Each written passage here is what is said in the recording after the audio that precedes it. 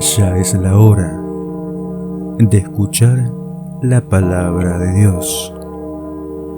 Canal Católico El Trovador de María, acompañándote todos los días. Hoy, 23 de agosto, recordamos a San Felipe Mendicante. Al llegar el siglo XIII, todas las rutas de Europa se llenan de rumores. El comercio, las peregrinaciones y las universidades lanzan a los hombres a los caminos. Hay un ir y venir de gentes, un entremezclarse entre pueblos, un rebullir de ideas, una eclosión de fe. Superada la crisis del feudalismo, surgen pujantes y bollantes las ciudades libres, con su vida gremial y su activo comercio. La gente trabaja, rinde y gasta. Circulan los productos, se organizan las ferias, las naves surcan el Mediterráneo, hay griterío en los puertos y mercados. Los hombres quieren conocer nuevas tierras, divisar otros horizontes, ponerse en contacto entre sí, organizarse. Se organizan los pequeños artesanos y nacen los gremios, se organiza el comercio y nace la ANSA, se organizan los estudios y nacen las universidades, se organiza la piedad y nacen las cofradías. Se organizan las formas ascéticas y surgen las órdenes religiosas. Hay un deseo indefinible de orden y agrupación. Piedra a piedra van elevándose, ágiles y airosas las catedrales. Son obras mínimas, multitudinarias. No conocemos los arquitectos que las proyectaron, no conocemos los donantes que las costearon. Son obras de la ciudad entera, son frutos de la fe y de la situación próspera que gozaba Europa. Las órdenes mendicantes nacen cuando pueden vivir de la limosna de unos países en cierto modo ricos. El monasterio se hace convento, no tiene que buscar el valle o las montañas, se levanta en el mismo recinto urbano, junto a las casas y palacios. Los frailes no se ligan a un determinado lugar, van y vienen infatigables de un sitio a otro, predicando, catequizando, dirigiendo, enseñando en las universidades o estudiando en las mismas. Como ahora, en las líneas aéreas, también en los signos medios, un buen contingente de viajeros vestía hábito. Las órdenes mendicantes, frailes menores, frailes predicadores, se entregan al apostolado popular y al pueblo lo sostiene gustosamente con sus limosnas. La fe se renueva, nacen las grandes devociones populares que todavía perduran: el oficio parvo, el rosario, el escapulario, el Vía Crucis, el Ángelus, las devociones marianas, el culto a la pasión del Señor. Dentro de esta línea están los servitas, aquellos piadosos caballeros florentinos que el día 15 de agosto de 1233 fundaban la Orden de la Santísima Virgen para dedicarse a la contemplación de sus dolores y consolarla con sus penitencias de lo mucho que sufrió acompañando a su hijo en la cruz. Y ese mismo día, el 15 de agosto de 1233, nacía también en Florencia un niño, hijo de Jacobo, de la noble familia de los Benici, que pertenecía a la corporación de los apotecarios, y Albanda, de la rama de los Frascoboldi, una de las más ilustres de la ciudad. Los dos esposos profundamente cristianos vivieron durante largo tiempo con la tristeza de no tener hijos. Al fin el cielo les consoló concediéndoles a Felipe. El niño fue educado durante 2 años por un preceptor y oportunamente enviado a París para cursar estudios. París era entonces un hervidero de ideas. Jóvenes de todas partes coincidían en la bella capital del Sena. Los estudiantes se entendían en el bajo latín, una lengua ágil y flexible, en la que los clérigos vagamente componían también bellas y expresivas canciones. Los catedráticos usaban este mismo lenguaje que era el vehículo normal de la ciencia antigua. Felipe supo mantenerse honesto y piadoso, mérito grande en una urbe tan llena de peligros. Los Frescoboldi tenían relaciones comerciales con Francia y no perdían el contacto con el hijo amado. Debe creerse que, aun tratándose de una familia tan piadosa, la causa de enviar al hijo a la Universidad de París, además de que siguiera la carrera del padre estudiando medicina, era apartarle de la naciente orden de los siervos de María. El joven hubiera preferido hacer los estudios teológicos, pero se plegó a los deseos paternos. Volvió a su país y en Padua continuó sus estudios, obteniendo el grado de doctor. En septiembre de 1253 regresaba a Florencia y, lejos de dejarse deslumbrar por las brillantes esperanzas que le lisonjeaban, sus inclinaciones seguían siendo las mismas.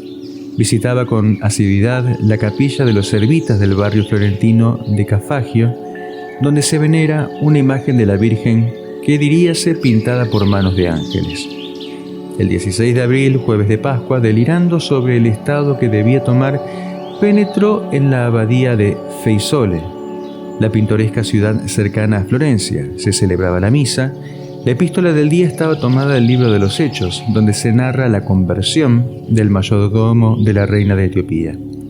La liturgia hace vivas las palabras de la Escritura al proclamarlas delante de la asamblea cristiana, y así, al llegar al texto, el Espíritu dijo a Felipe: «Acércate y júntate a este carro».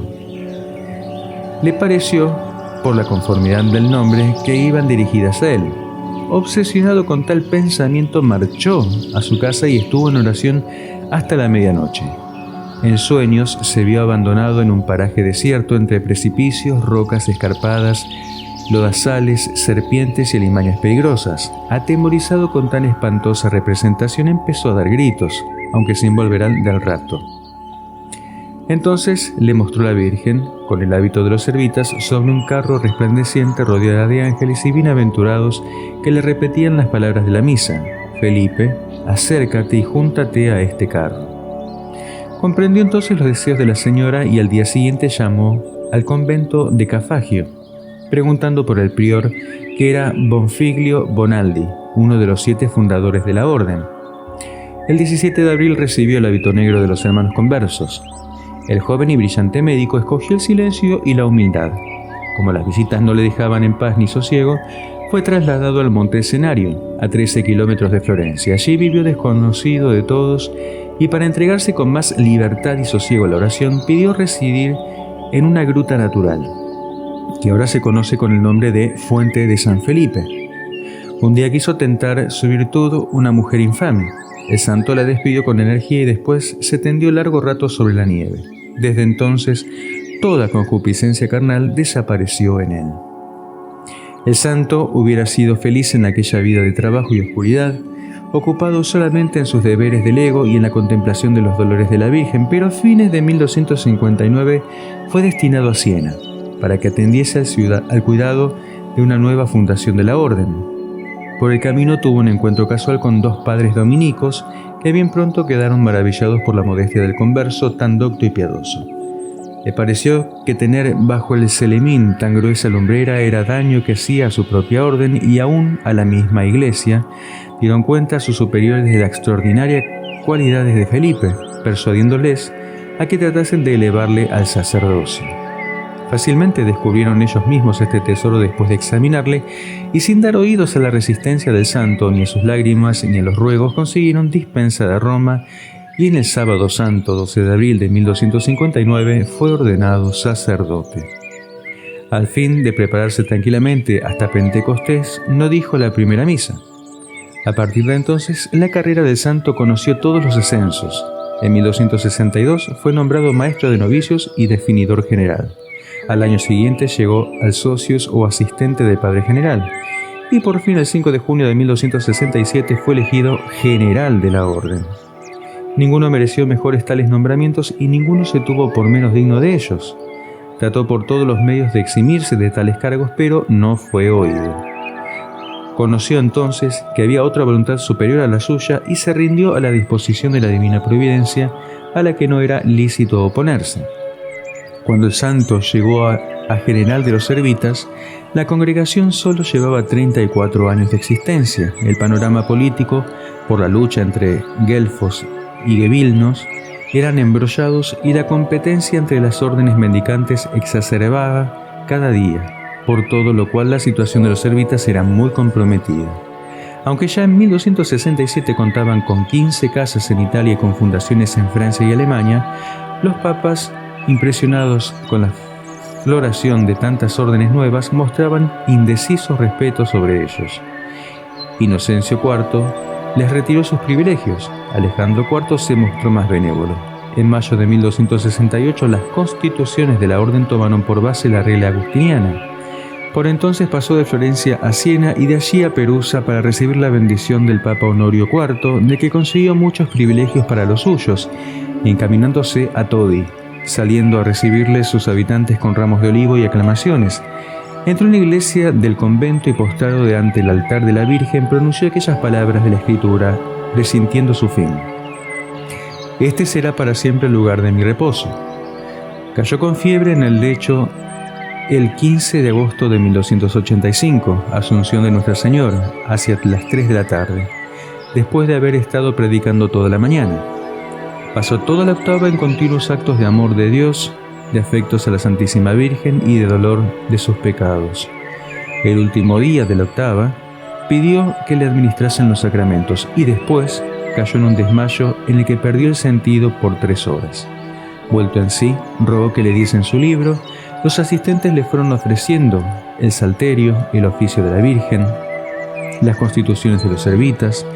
Al fin comprendieron que se trataba del pequeño crucifijo de marfil que él conservaba desde su juventud como recuerdo de sus padres. Besándolo tiernamente dijo: «Este es mi libro, aquí es donde yo he aprendido el camino al cielo». Y aplicándolo al corazón, murió en la noche del 22 de agosto de 1285, octava de la Asunción de la Santísima Virgen María. Desde el primer momento se rechazó la idea de celebrar misa de negro. Se cantó la misa Gaudemus, Alegrémonos, de blanco, con gloria y credo.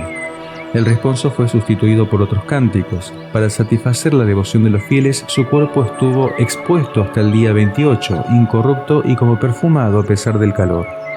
Los florentinos hicieron 2 tentativas para probar este cuerpo santo, aunque sin resultados. León X beatificó a Felipe Benicio en 1586. El cardenal Veronio le incluyó en el martirologio romano con el título de fundador de los servitas, que no es totalmente exacto. Fue canonizado por Clemente X en 1671, aunque el acta de canonización no fue promulgada hasta Benedicto XIII en 1724. Inocencio XII en 1694 le incluyó en el calendario litúrgico de la Iglesia Universal. Lectura del Santo Evangelio según San Mateo. Gloria a ti, Señor. Ay de ustedes, escribas y fariseos hipócritas, que pagan el diezmo de la menta, del hinojo y del comino y descuidan lo esencial de la ley, la justicia, la misericordia, la fidelidad. Hay que practicar esto sin descuidar aquello. Y a ciegos que filtran el mosquito y se tragan el camillo. Ay de ustedes, escribas y fariseos hipócritas, que limpian por fuera la copa y el plato, mientras que por dentro están llenos de codicia y desenfreno. Fariseos ciegos, limpia primero la copa por dentro, y así también quedará limpia por fuera. Es palabra del Señor. Gloria a ti, Señor Jesús.